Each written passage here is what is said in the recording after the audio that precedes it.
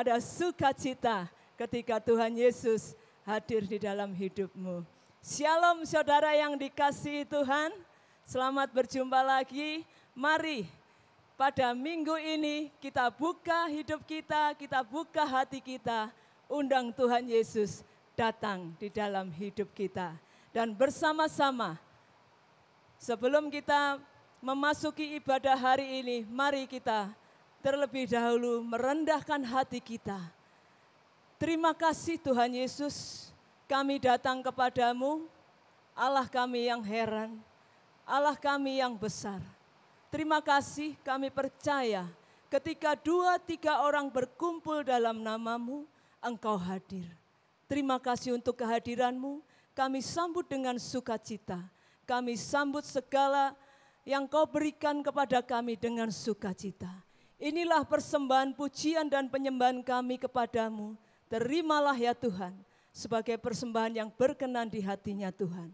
Dalam nama Tuhan Yesus, kami mau memuji-muji namamu. Kami mau menyatakan syukur kami kepadamu. Haleluya. Amin. Amin. Mari kita bersama-sama bangkit berdiri, bertepuk tangan. Haleluya.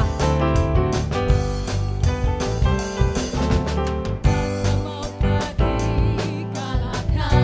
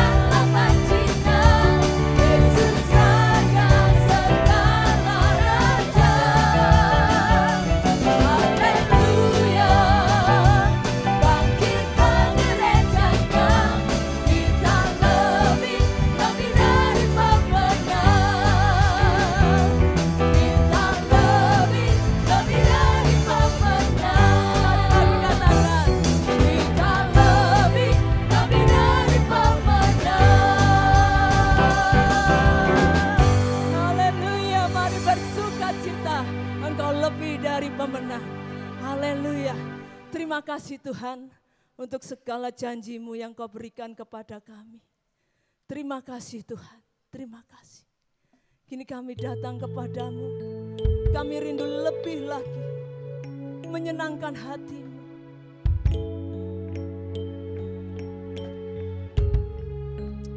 Oh haleluya, sungguh besar setia-Mu.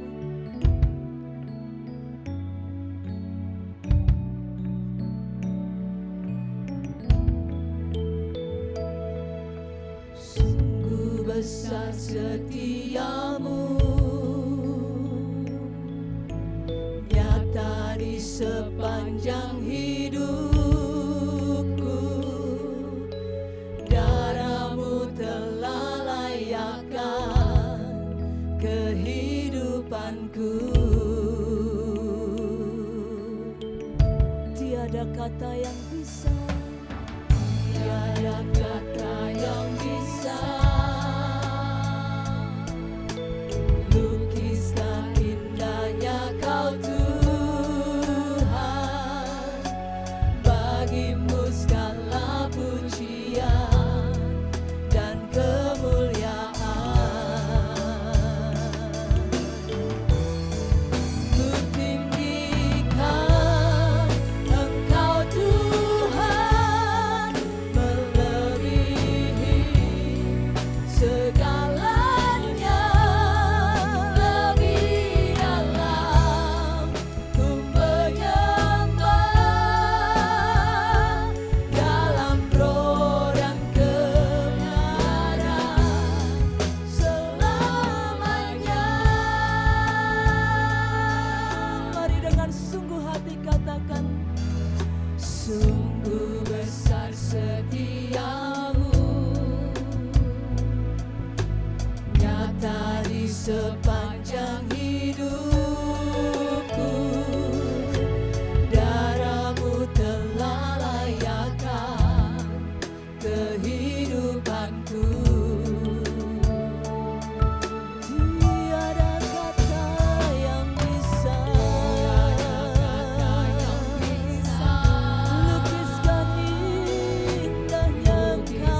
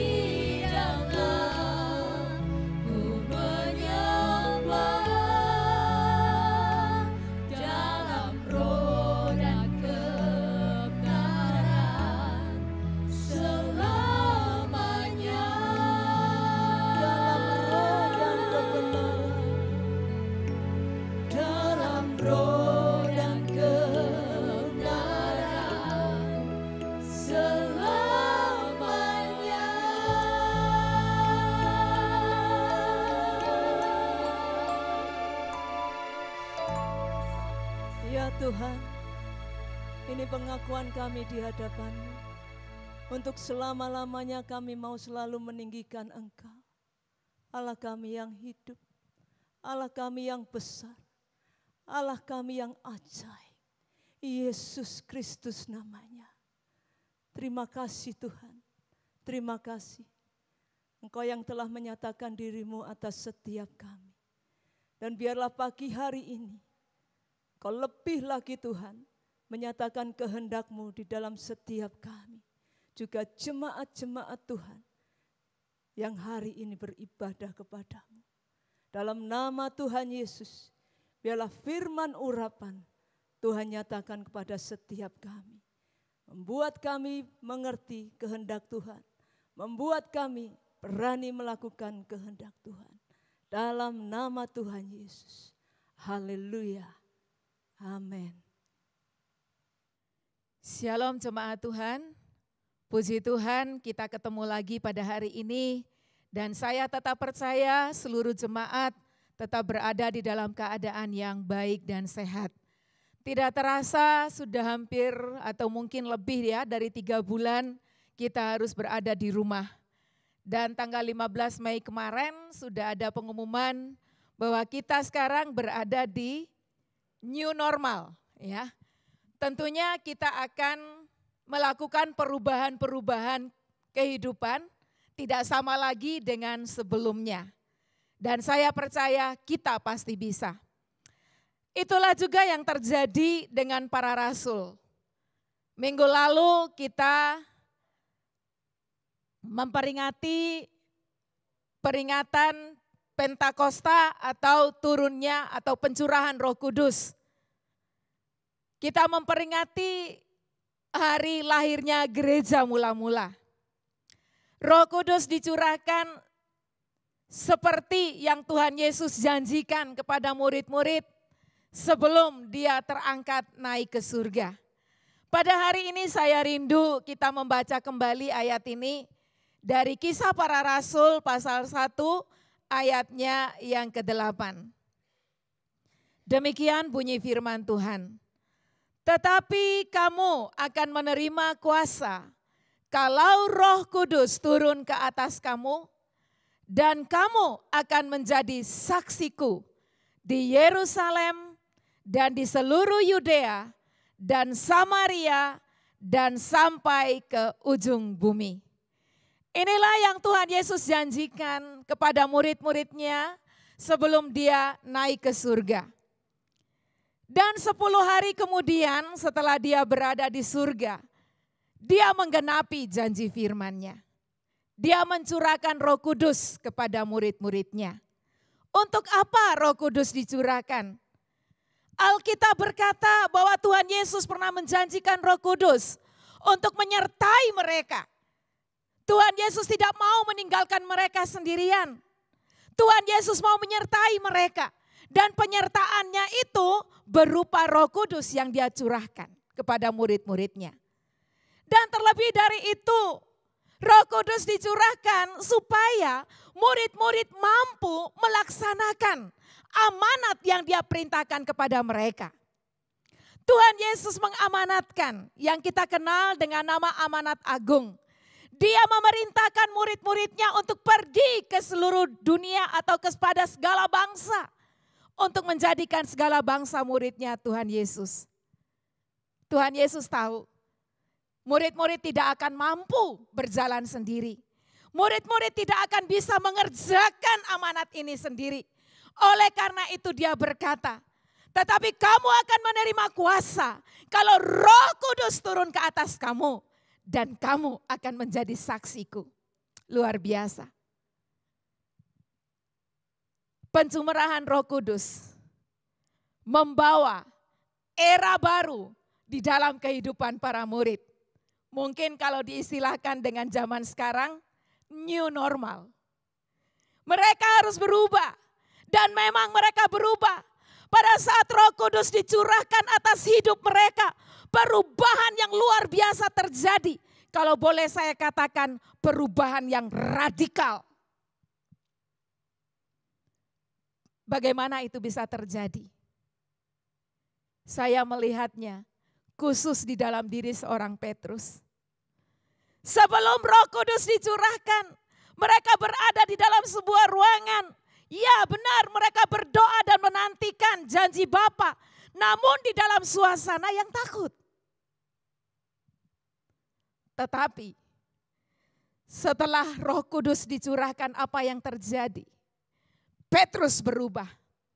Keberanian yang luar biasa muncul di dalam dirinya untuk menyatakan siapa Yesus itu. Dan Alkitab berkata, pada hari Pentakosta, Petrus berkhotbah dan lebih kurang 3.000 orang bertobat. Hal ini membuat pemuka-pemuka agama kebingungan. Yerusalem gempar. Ada begitu banyak orang yang bertobat. Apa yang dikatakan Yesus kepada murid-muridnya? Mereka akan menjadi saksi Kristus mulai dari Yerusalem. Dan itu digenapi. Setelah Pentakosta atau pencurahan Roh Kudus terjadi, bukan saja Petrus yang berubah secara radikal, tapi murid-murid yang lain pun, termasuk jemaat yang lahir pada hari Pentakosta, mereka pun berubah luar biasa. Mujizat demi mujizat terjadi. Kisah Para Rasul 5 ayat 12 sampai 16. Di sana dikatakan tiap-tiap hari ada mujizat yang terjadi. Jemaat mula-mula memiliki cara hidup yang berbeda. Tiap-tiap hari mereka berada di bait Allah. Mereka dikatakan memecahkan roti secara bergilir dari rumah ke rumah. Hidupnya berubah. Kesukaannya berubah. Kesukaan mereka setelah Pentakosta atau setelah mereka menerima pencurahan Roh Kudus, kesukaannya tiap-tiap hari di bait Allah. Tiap-tiap hari pindah dari rumah yang satu ke rumah yang lain. Memecahkan roti. Dan terlebih dari itu, kesukaan mereka apa? Mendengarkan pengajaran daripada rasul-rasul. Di sini saya melihat perubahan itu sungguh terjadi. Rasul-rasul tidak pernah berhenti untuk memberikan pengajaran kepada jemaat. Dan jemaat pun tidak pernah bosan untuk mendengarkan pengajaran rasul-rasul. Pemuritan terjadi. Murid-murid memuridkan jemaat. Mereka diajar, jemaat belajar dan tidak stop sampai belajar. Setelah mereka belajar, mereka praktekkan. Buktinya apa? Tiap hari ada orang baru yang diselamatkan. Luar biasa. Bahkan dikatakan di dalam Alkitab, setelah pencurahan Roh Kudus, Petrus dan Yohanes, mereka menyembuhkan seorang yang sakit lumpuh, yang usianya 40 tahun lebih, tidak pernah bisa berjalan. Dan mereka menyembuhkan orang itu. Lagi-lagi pemuka-pemuka agama kebakaran jenggot. Akhirnya melewati peristiwa-peristiwa mujizat ini, rasul-rasul harus dipenjarakan. Tapi mereka tidak pernah berhenti. Tubuh fisik mereka boleh dipenjara, tetapi Roh Kudus yang ada di dalam diri mereka tidak pernah terpenjara. Oleh karena itu, berita tentang Yesus tetap diperdengarkan, tetap disaksikan. Dan kita melihat apa yang terjadi. Saya rindu membacakannya buat kita. Di dalam Kisah Para Rasul pasal 5 ayatnya yang ke-28. Ada sebuah kesaksian daripada imam di Mahkamah Agama. Dia berkata demikian. Kisah Para Rasul 5 ayat 28.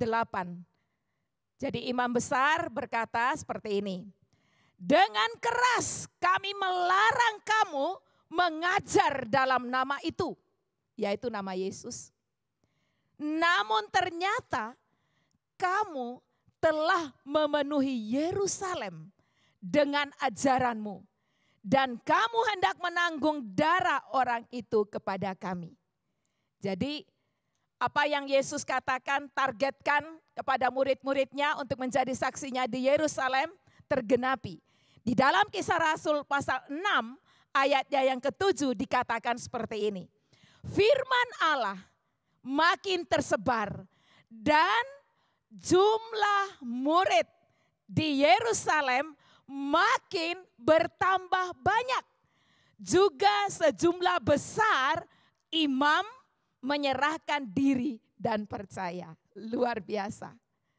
Jadi Yerusalem, ya, sebagaimana dikatakan oleh Tuhan Yesus, tetapi kamu akan menerima kuasa kalau Roh Kudus turun ke atas kamu, dan kamu akan menjadi saksiku, dan dimulai dari Yerusalem. Lalu bagaimana dengan di seluruh Yudea dan Samaria? Kapan itu terjadi? Alkitab berkata kepada kita bahwa Roh Kudus terus bekerja, ya. Terjadilah penganiayaan di Yerusalem. Murid-murid dan jemaat mewartakan berita sukacita, kabar keselamatan di dalam Tuhan Yesus. Mereka harus dianiaya. Lagi-lagi saya katakan, secara fisik mereka boleh dianiaya, tetapi roh yang ada di dalam diri mereka tidak pernah bisa dianiaya. Akibatnya, akibat daripada penganiayaan, jemaat tersebar ke seluruh Yudea dan Samaria. Saya bacakan kisahnya di dalam Kisah Para Rasul, pasal 8, ayat 1b dan ayat 4. Pada waktu itu mulailah penganiayaan yang hebat terhadap jemaat di Yerusalem.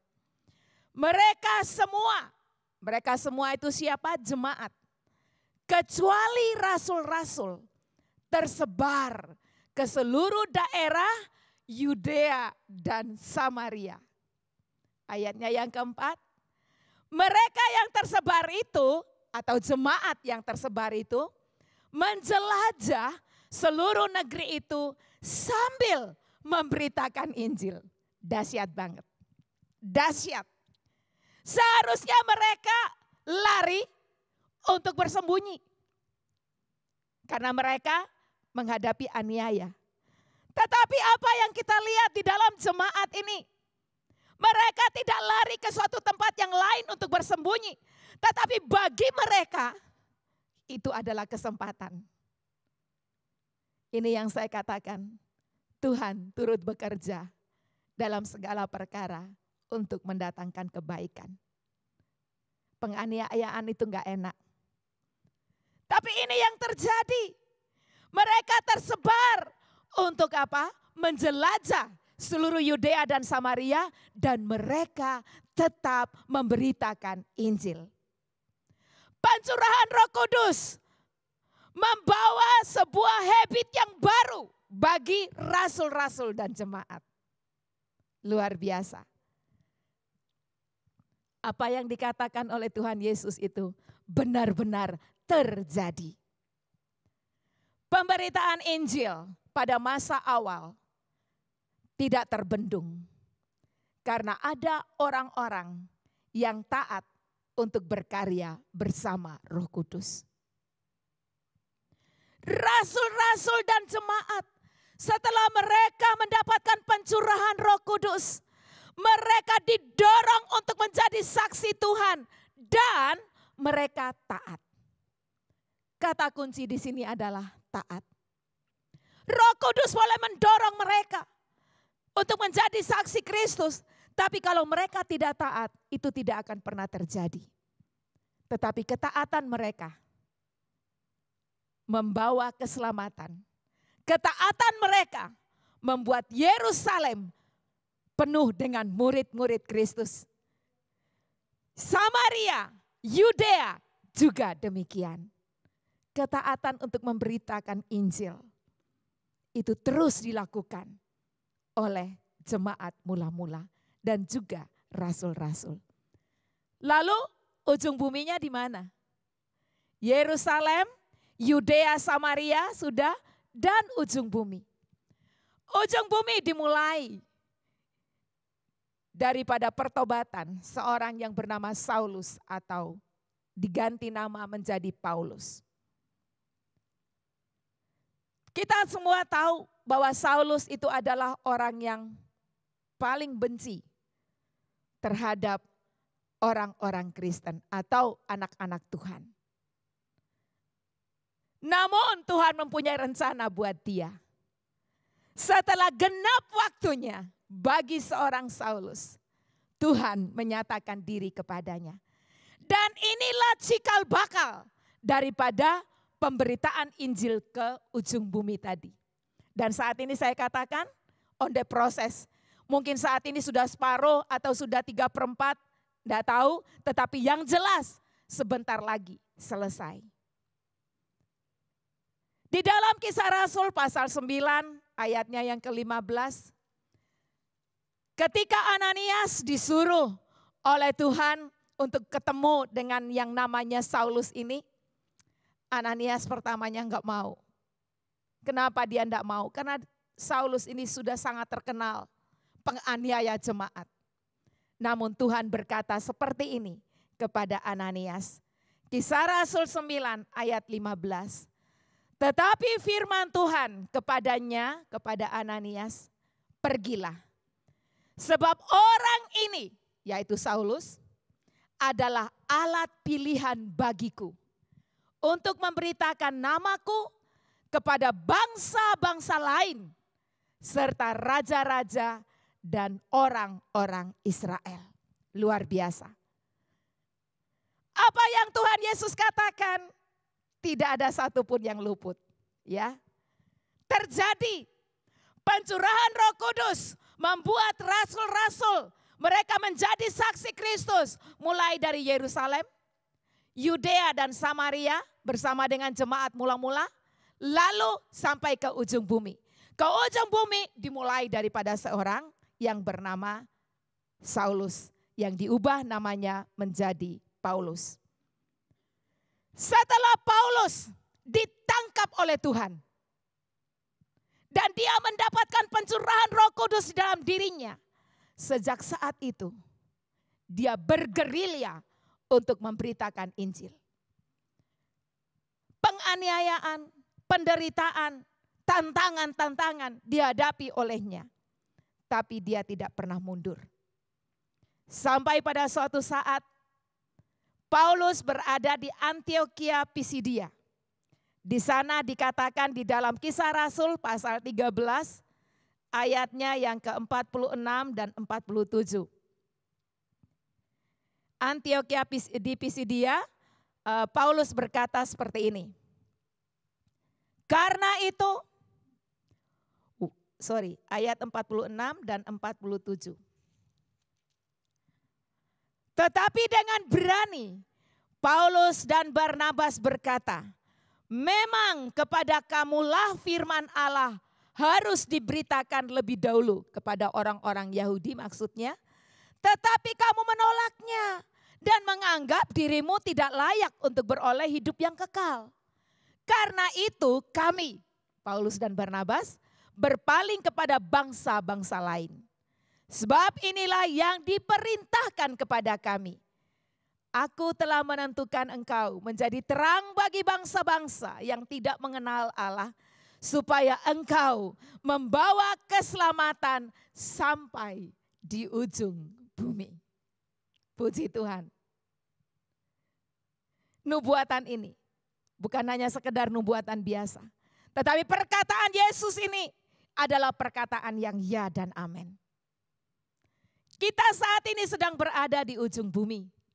Dan saya percaya apa yang Yesus katakan itu terjadi dengan sempurna. Kita bersyukur karena Injil keselamatan dalam Kristus telah sampai kepada kita. Dan kita pun telah dipercaya Untuk apa? Untuk menjadi pewarta-pewarta Injil. Kita melanjutkan. Kita terus melanjutkan. Para rasul telah menyelesaikan tugas mereka. Namun karya Roh Kudus belum selesai. Saat ini dia sedang berkarya bersama kita. IRC, IRCR dimanapun engkau berada. Ingat bahwa kita adalah salah satu gereja yang lahir karena gerakan Roh Kudus. Dan kita dilahirkan dengan sebuah visi yang jelas. Visinya 2 minggu lalu juga sudah dikatakan oleh pendeta pembantu Daniel. Visi IRC jelas, mengalir di dalam Roh Kudus dan mengalirkan air hidup kemana-mana. Bapak Ibu yang dikasihi Tuhan, mari kita menjadi jemaat yang taat. Mari kita menjadi IRCR yang taat. Menggenapi visi ini di dalam hidup kita. Sebagaimana yang telah dilakukan oleh rasul-rasul. Rasul-rasul dan jemaat mula-mula menjadi teladan bagi kita. Mereka menyelesaikan tugasnya. Mereka taat melakukan apa yang menjadi bagian mereka. Kini saatnya bagian kita adalah mengalir. Mengalir. Terus mengalir. Mengalirkan apa? Mengalirkan kehidupan. Mengalirkan air hidup kemana-mana. Untuk itu perlu yang namanya ketaatan. Bagaimana kita bisa taat? Kita bisa taat kepada Tuhan Yesus kalau kita benar-benar radikal sama Dia. Kalau belum radikal, nggak bisa. Ya. Radikal itu artinya sungguh-sungguh. Tidak hanya sekedar menyanyi, Yesus di muka, dunia di belakang. Tetapi benar-benar kita mengedepankan atau mengutamakan Yesus. Kalau kita radikal sama Tuhan Yesus, kita radikal terhadap suara roh yang ada di dalam diri kita. Kenapa? Karena Tuhan Yesus, Tuhan Allah, telah menjadikan tubuh kita ini bait Roh Kudus. Dia ada di dalam diri kita. Mari kita menjadi jemaat yang taat. Taat dan taat. Tuhan Yesus berkata di dalam Injil Yohanes pasalnya yang ke-7 ayat 38. Barang siapa percaya kepadaku seperti yang dikatakan oleh kitab suci, dari dalam hatinya akan mengalir aliran-aliran air hidup. Dan saudara tahu, Yesus bicara ini tentang Roh Kudus. Kalau ada Roh Kudus di dalam diri kita, dan kita mau radikal terhadap Dia, kita pasti fokus kepada visi yang Tuhan berikan buat kita. Bapak Ibu yang dikasihi Tuhan, di mana fokusmu saat ini? Saudara boleh menjadi apa saja. Di dalam bidang pekerjaan apa saja. Tetapi fokusmu di mana? Kalau Bapak Ibu fokusnya kepada dunia, saya mau katakan produk dunia ujung-ujungnya adalah kebinasaan. Tapi kalau Bapak Ibu fokusnya kepada Tuhan dan Roh Kudus, maka Bapak Ibu pasti bisa mengalirkan aliran air kehidupan itu. Luar biasa. Mari jemaat yang dikasihi Tuhan, pagi ini saya mengajak kita untuk kita lebih taat. Mungkin Bapak Ibu berkata, saya sudah taat. Oke lah, sekarang kita makin taat lagi. Untuk berkarya bersama dengan Roh Kudus yang ada di dalam kita. Jadikanlah Tuhan Yesus sebagai role model di dalam hidupmu. Pandang Dia terus dan melangkah dalam ketaatan sampai tugas kita di bumi selesai. Filipi pasal 2 ayat 8 dikatakan seperti ini. Filipi 2 ayat 8.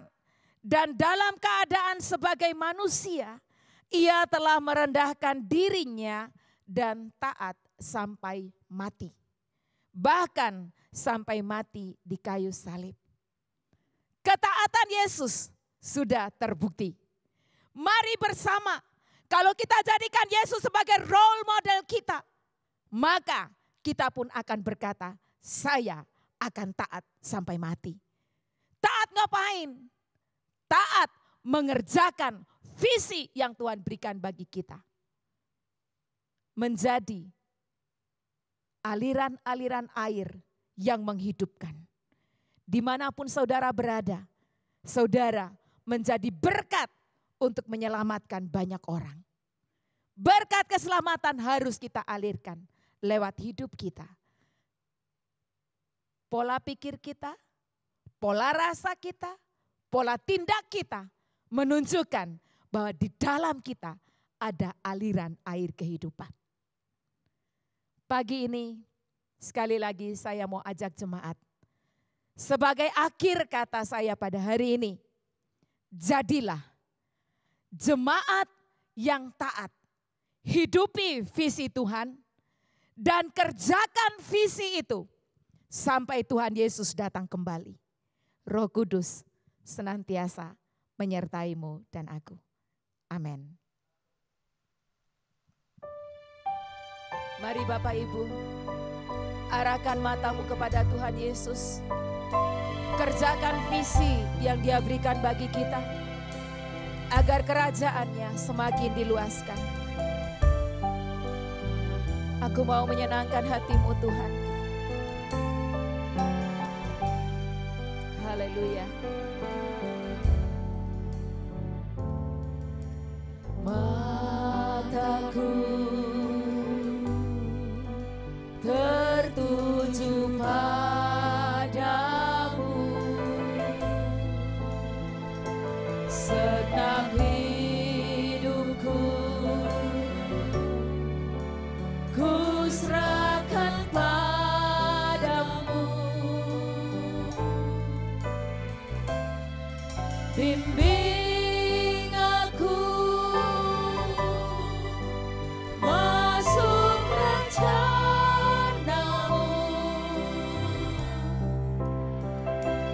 untuk membesarkan kerajaanmu. Ku mau mengikuti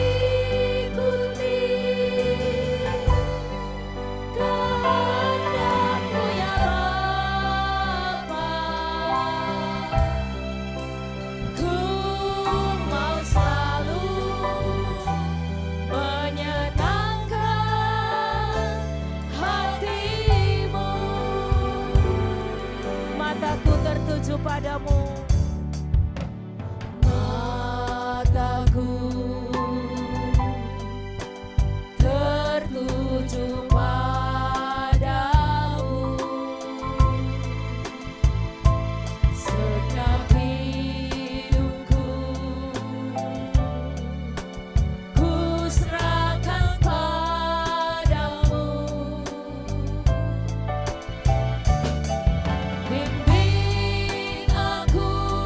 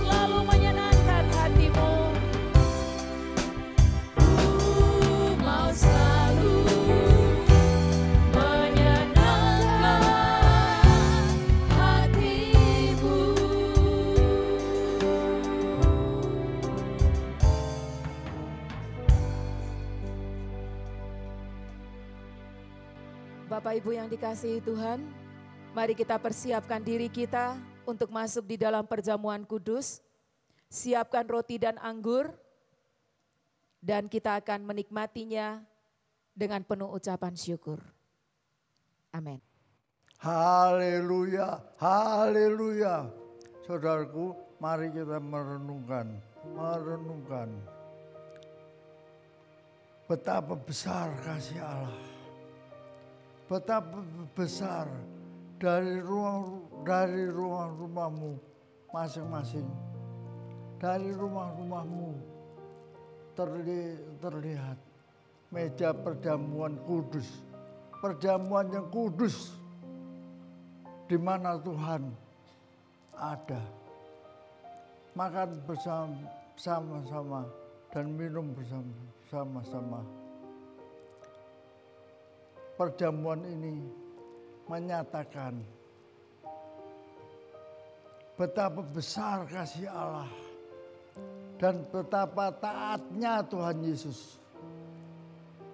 Betapa taatnya Tuhan Yesus sehingga Dia menyerahkan nyawanya dan darahnya tercurah untuk kita semuanya, untuk dunia.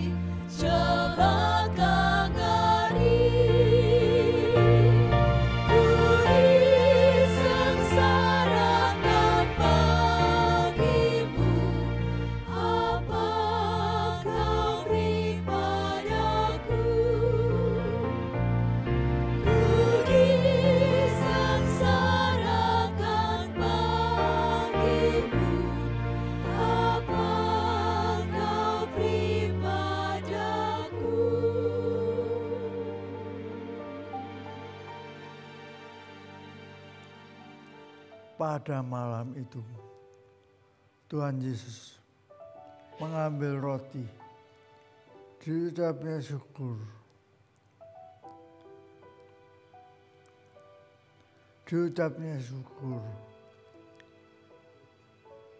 dan memecah-mecahkannya, lalu memberikannya kepada para murid. Dia berkata, inilah tubuhku yang dipecah-pecahkan karena banyak orang. Saudaraku, ambillah rotimu, angkat tinggi dan sembahlah Dia. Tubuhnya sudah dipecah-pecahkan karena kita semuanya.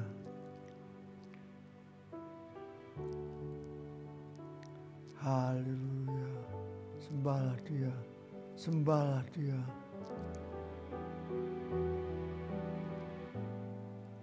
Makanlah, makanlah.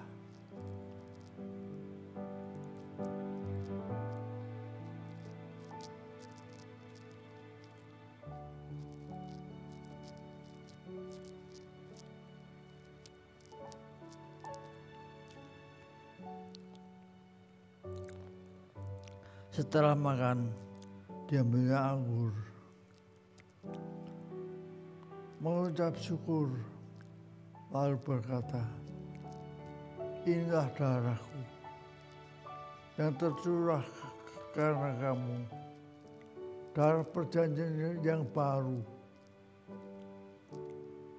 Oh, haleluya, sembahlah dia, sembahlah dia, sembahlah dia, sembahlah Yesus. Darahnya tercurah untuk kita semuanya.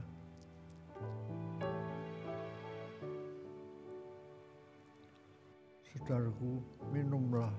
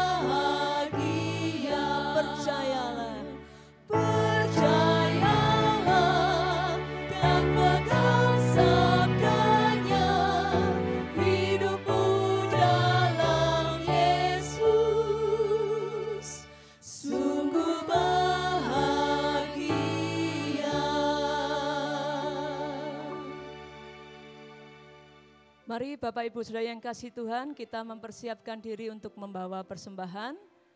Saudara bisa menyerahkan persembahan dengan cara transfer di nomor rekening yang tertera di layar televisi saudara. Bagi saudara yang kesulitan, saudara bisa menghubungi sekretariat lewat WA. Mari terlebih dahulu kita berdoa. Bapa, kami membawa persembahan, tanda syukur kami kepadamu. Kuduskanlah ya Tuhan, kami bawa kepadamu dengan rasa syukur. Dalam nama Tuhan Yesus, biarlah persembahan yang kami bawa ini berkenan di hatinya Tuhan. Haleluya. Amin. Amin. Kami juga rindu berdoa bagi Bapak Ibu Saudara yang berulang tahun sepanjang minggu yang lalu. Oleh sebab itu, bagi Bapak Ibu yang berulang tahun, saya undang bangkit berdiri dan kita akan berdoa bersama-sama. Mari kita mengangkat tangan kita dan memberkati saudara-saudara kita yang berulang tahun. Bapa, kiranya berkat-Mu turun atas saudara kami yang berulang tahun.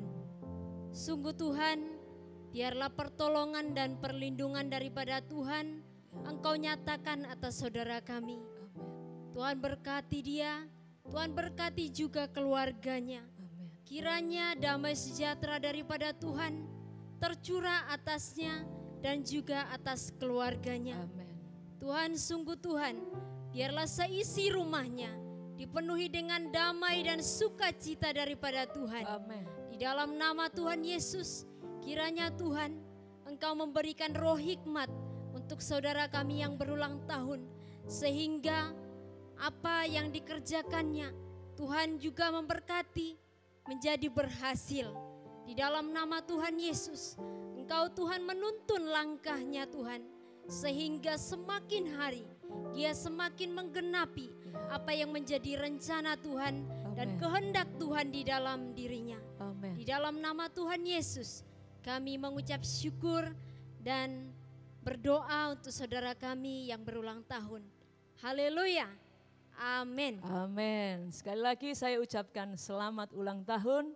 Tuhan Yesus memberkati.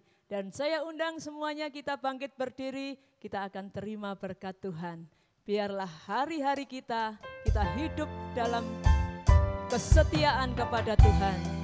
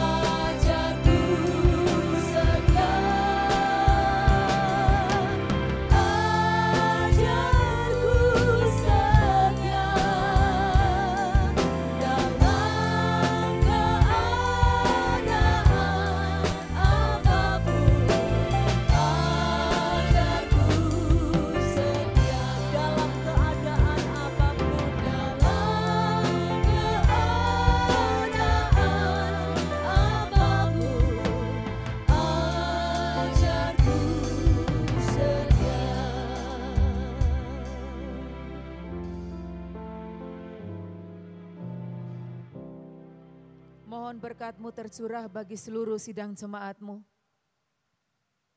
Engkau tahu setiap pribadi mereka masing-masing saat ini. Biarlah setiap jemaat yang sakit, Engkau mengulurkan tangan-Mu untuk menyembuhkan mereka. Setiap jemaat yang di dalam keadaan yang susah, biarlah Roh Kudus sebagai roh penghibur, menghibur dan menguatkan. Mereka yang berada di dalam keadaan yang lemah, biarlah kekuatan Roh-Mu mengalir dalam diri mereka, sehingga mereka menjadi pribadi-pribadi yang kuat di dalam Tuhan. Bapa, hamba-Mu juga berdoa di dalam masa-masa yang sulit ini. Hamba-Mu minta supaya Engkau memberkati seluruh sidang jemaat-Mu. Biarlah Engkau memberkati rumah tangga demi rumah tangga. Biarlah perekonomian jemaat ini diberkati Tuhan. Semua yang berusaha diberkati Tuhan. Biarlah mereka semua tetap menerima takaran berkat yang sudah Tuhan sediakan bagi mereka. Mereka yang berusaha, biarlah setiap usahanya diberkati dengan keberhasilan. Terima kasih Bapa, ini doa kami untuk jemaat-Mu. Semua IRCR dimanapun mereka berada, menerima berkat dari tempat ini. Di dalam nama Tuhan Yesus. Haleluya. Saudaraku, terima berkat ini. Kasih Allah Bapa menyertai engkau, melindungimu, dan kasih ketaatan Tuhan Yesus ada bagimu, Roh Kudusnya membuatmu bersukacita, rohmu menyala-nyala, melayani Tuhan sampai nanti Maranatha Tuhan Yesus datang kembali. Amin. Amin. Biarlah rohmu menyala-nyala, layanilah Tuhan. Biarlah rohmu menyala-nyala dan layanilah Tuhan. Biarlah rohmu menyala-nyala dan